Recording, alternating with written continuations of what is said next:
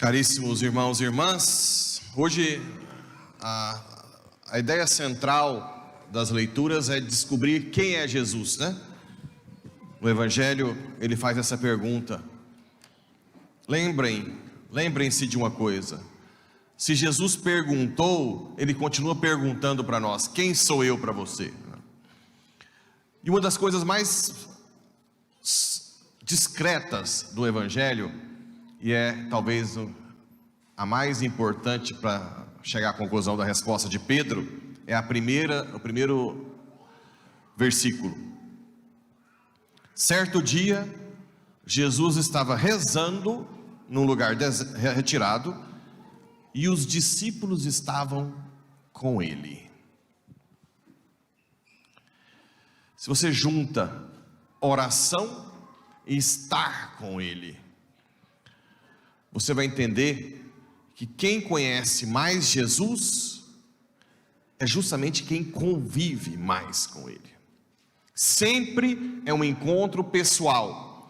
Eu sou um padre que enche o saco muito para vocês estudarem catecismo, a formação, é verdade.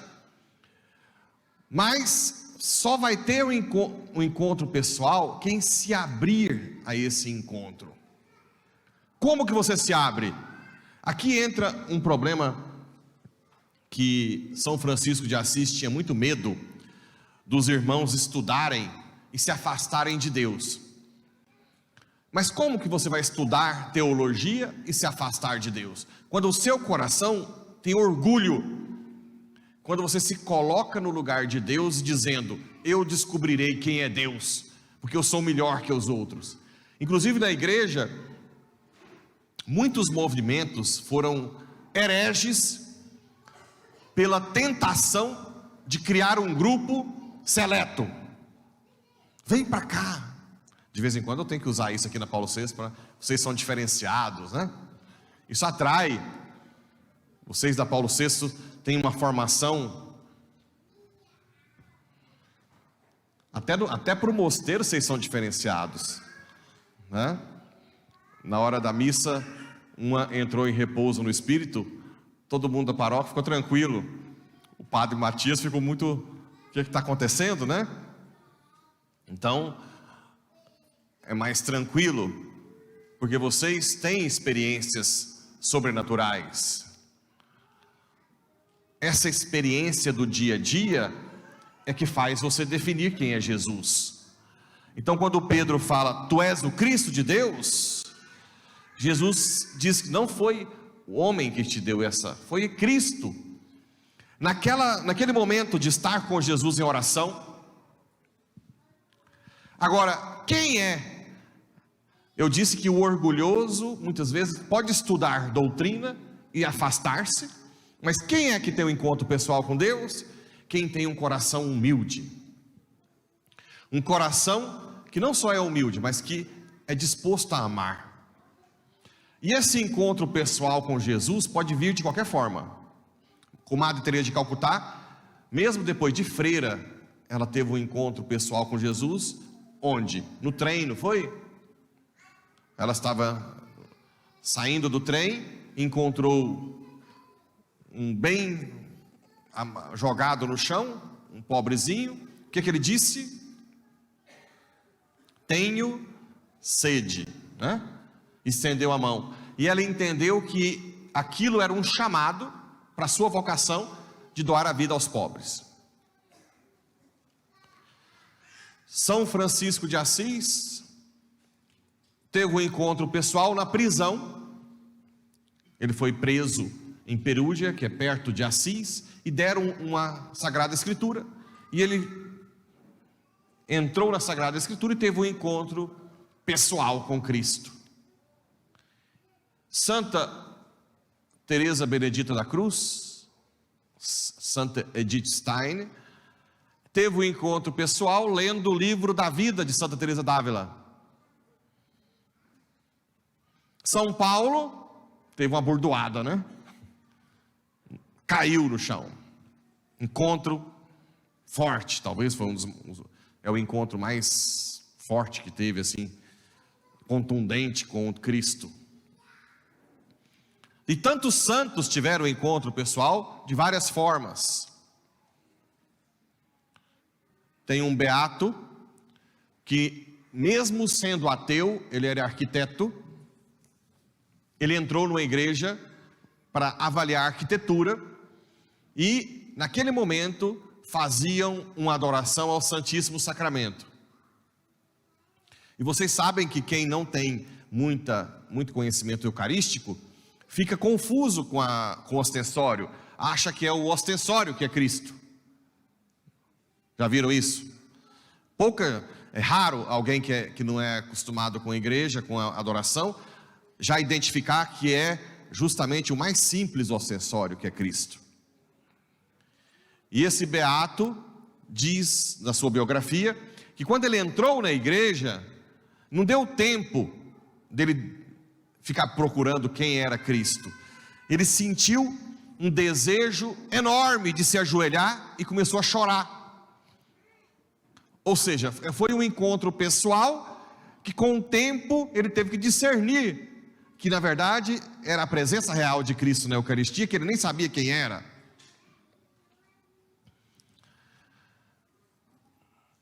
O Beato não, agora o Santo Charles de Foucault, já foi canonizado, né? Sim, acho que agora. Ele também era contra a fé católica, entrou numa igreja em Paris, chamada Santo Agostinho, né?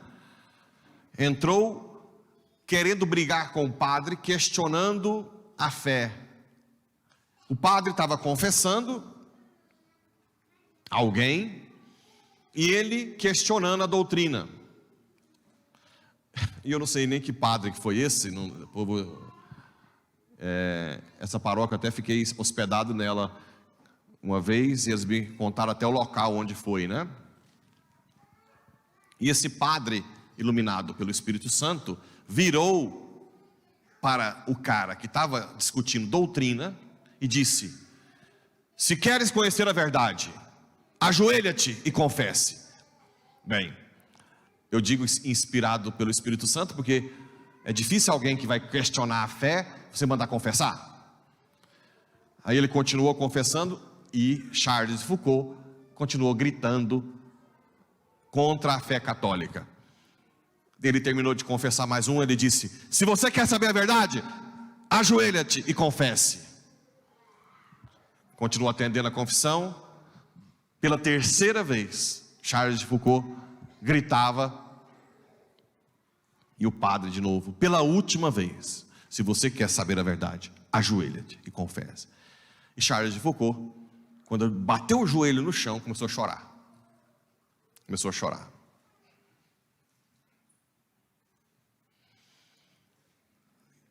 Tenho certeza também que as catequistas ficaram um pouco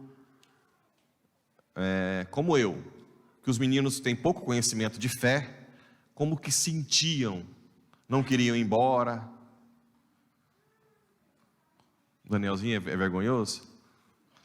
Vem cá, Daniel.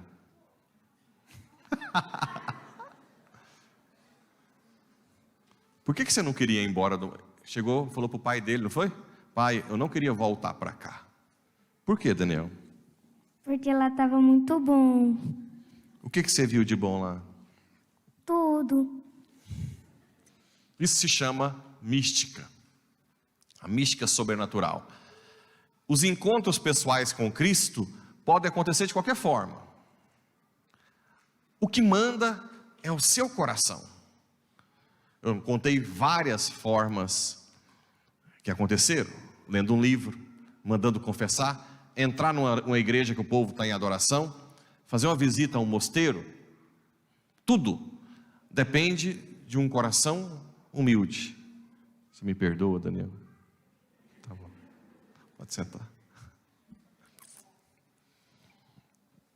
Tudo depende de um coração humilde. Ao mesmo tempo, eu já vi alguém sair de 5 anos de formação, onde eu fiz lá em Roma, que é uma formação maravilhosa. Eu devo muito a eles essa formação que eu recebi. Sair revoltado com a igreja.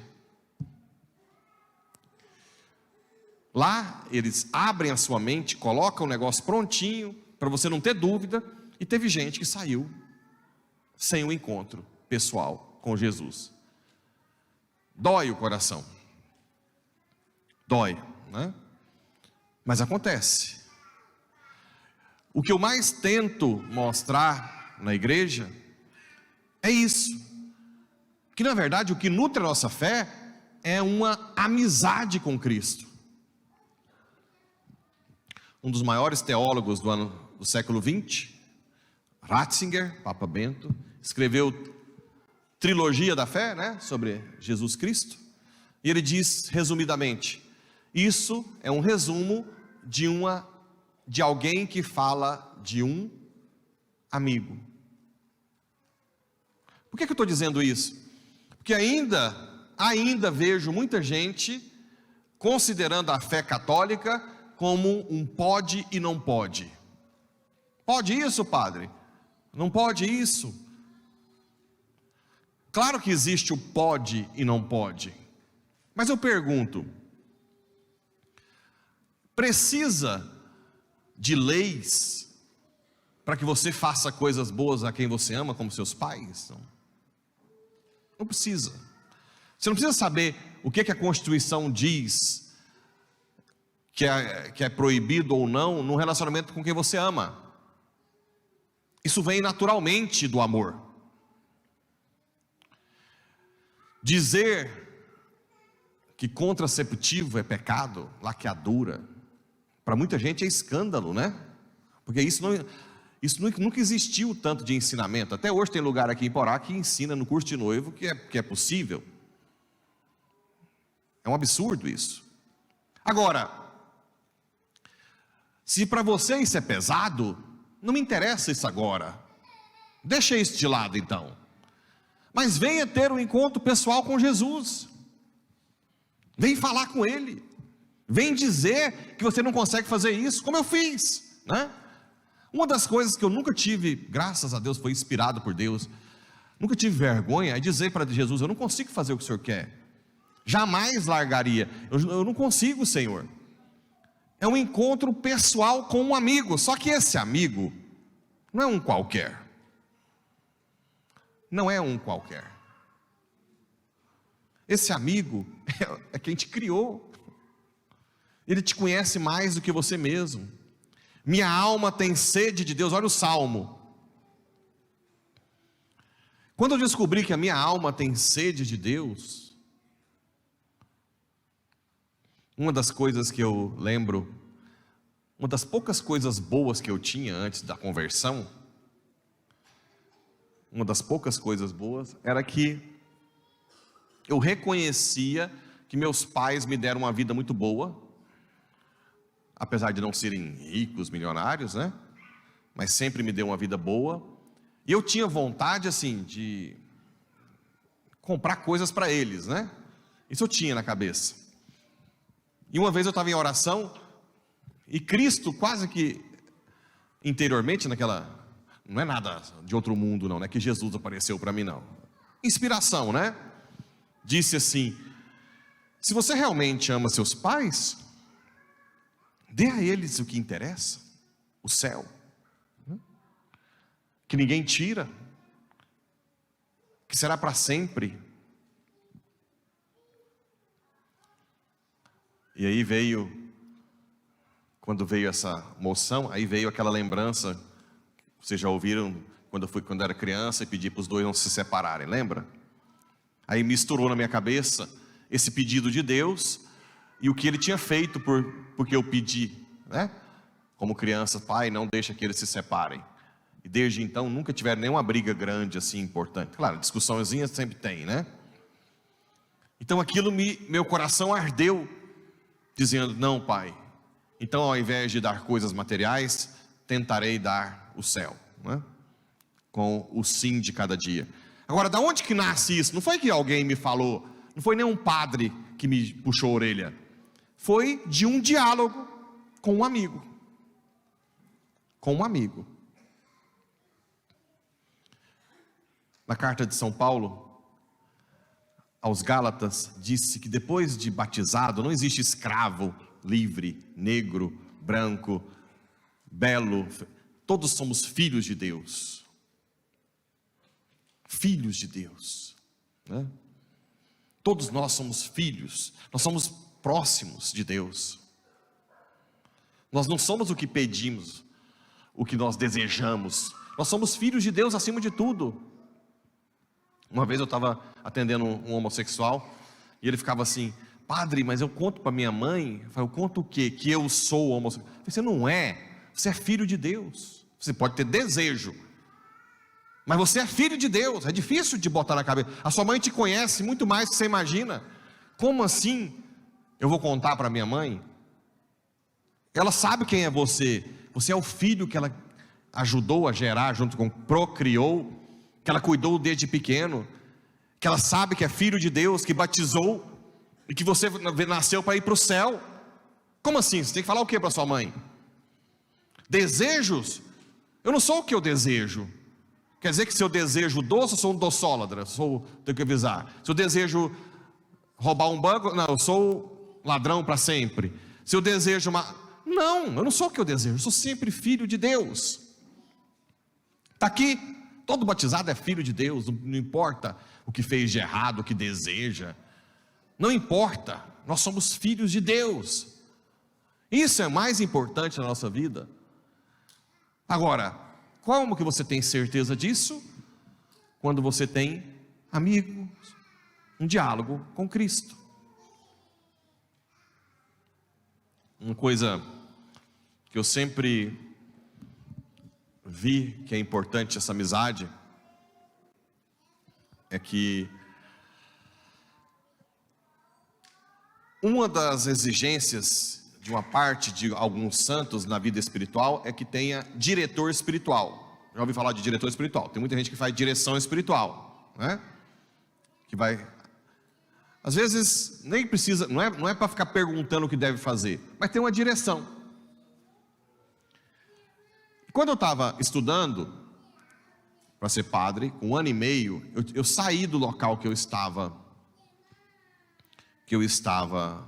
no primeiro seminário, né?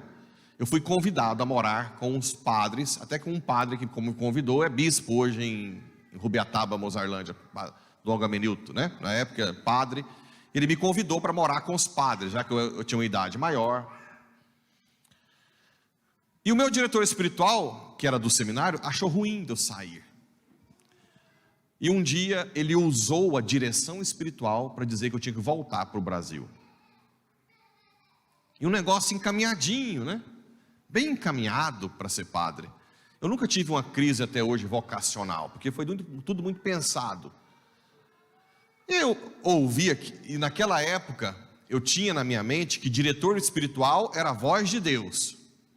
E quando ele falou isso, me deu falei, que isso? Na hora eu fiquei calado, porque foi a primeira vez que eu ouço um diretor espiritual falar algo que eu não concordo tão fortemente. Fui para a capela, fiquei 1 semana falando com Jesus. 1 semana. Todos os dias eu falava com ele sobre isso. Chegou no final da semana, eu tinha plena convicção que aquilo foi um erro. Plena convicção. E eu disse para Jesus, eu sou muito de esperar o sinal de Deus. Eu falo assim, tá bom, Senhor, se ele voltar a esse assunto, serei duro como nunca fui com esse padre. Sento para a direção, o padre retoma o assunto. E aí, você pensou sobre a possibilidade de voltar para o Brasil? Eu disse sim, vamos lá. De onde vem essa proposta sua? Você conhece o Brasil como é a formação? Não. Você sabe que o Brasil começa no início do ano, aqui no meio do ano, eu vou ficar 6 meses parado? Não. Você sabe que eu vim para cá, não sabia nada de italiano, eu fui humilhado como uma criança, como tem que aprender tudo de novo, e agora que eu estou já sabendo italiano, eu posso ter muito mais facilidade. Você sabe que se eu for para lá, provavelmente eu vou perder a grade minha todinha? Não. Eu disse, mesmo assim, você ainda quer me fazer essa proposta? Ele disse, sim. Eu disse para ele, nunca mais faça isso para destruir a vida de alguém. A minha vida você não destrói. E saí da sala. Ele veio pedindo desculpa, perdão. Agora imagina se é alguém que não tem amizade com Cristo e um diretor espiritual é usado por Satanás. Ele é muito amigo meu hoje, mas naquele momento foi usado por Satanás.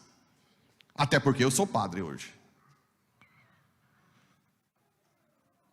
Se eu não tivesse amizade com Cristo, eu não seria padre hoje. Porque com certeza eu não conseguiria tolerar aqui, e nem muito menos esse. Por isso que todos os que eu acompanho em direção espiritual, eu dou uma opinião, mas digo, empurro, ouça Deus, né? Veja os sinais, eu dou direção espiritual, eu não me coloco no lugar de Deus, porque o que me sustenta e me sustentou até hoje, foi a minha amizade com Cristo. Nunca tive apoio de quase ninguém, na igreja, quase ninguém. Tinha padre que falava para minha mãe que eu era louco, mas eu nunca perdi a amizade com Cristo, porque todas as vezes que o negócio, que o caldo entornava, eu dizia, Jesus, senta aqui, vamos discutir isso. E nunca ele me abandonou, nunca me abandonou. E o negócio é tão forte, que no meu retiro para a ordenação diaconal, que foi no mosteiro trapista, onde São Paulo morreu decapitado, chama Trefontane, os primeiros encontros que eu tive no mosteiro, eu contei toda a minha revolta com alguns membros da igreja, e esse padre dizia, eu acho que você não deveria ser padre não, eu tenho que casar e ter 5 filhos. Aí eu olhei para ele e disse, eu não estou aqui para discernimento vocacional, eu estou aqui para retiro diaconal, eu estou com a minha ordenação marcada. Ele ficou calado. Segundo colóquio, e aí, por que você não casa? Você tem cara de um pai de família, você vai ter 5, 6, 7 filhos. Eu olhei para ele, por que eu não abalei hora nenhuma? Por causa da minha amizade com Cristo. Quando ele falava isso, eu chegava em Jesus e falava, Jesus, eu vou aguentar isso até quando? Até quando eu vou aguentar, ter que aguentar? Melhor eu não conversar. Não mudava nada o meu interior. Terceiro colóquio, eu acho que você deveria casar. Aí eu falei para ele assim, padre, monge, trapista, lá do local em Roma, que São Paulo, olha para você ver como o Satanás usa, né? Eu disse, padre, pela última vez, eu não estou aqui para discernimento vocacional, eu estou aqui para retiro diaconal. Minha ordenação diaconal está marcada agora. Fui para o quarto, falei, Jesus, eu não vou mais me tolerar a essa. Interiormente, é como se Jesus tivesse abraçado a mim, né? No último dia do retiro, o bendito me chama e diz assim, ele disse assim, pega na minha mão. Eu disse, tudo bem. Por favor, me mande notícias suas, porque você não vai ser um padre qualquer, você vai ser um padre que vai fazer diferença. No último dia, provavelmente, não sei se ele fez isso de propósito, se foi uma queda, mas uma coisa eu nunca esqueci, que o meu interior nunca abalou, nunca. Queridos irmãos e irmãs, se vocês querem ter uma vida de paz, independente do que aconteça fora, sejam amigos de Cristo. convivam com Ele. Não deixe Ele sozinho, nem aqui, nem na sua casa, nem nas férias, nem na praia. Sempre vá com Ele, fique com Ele, ame a Ele.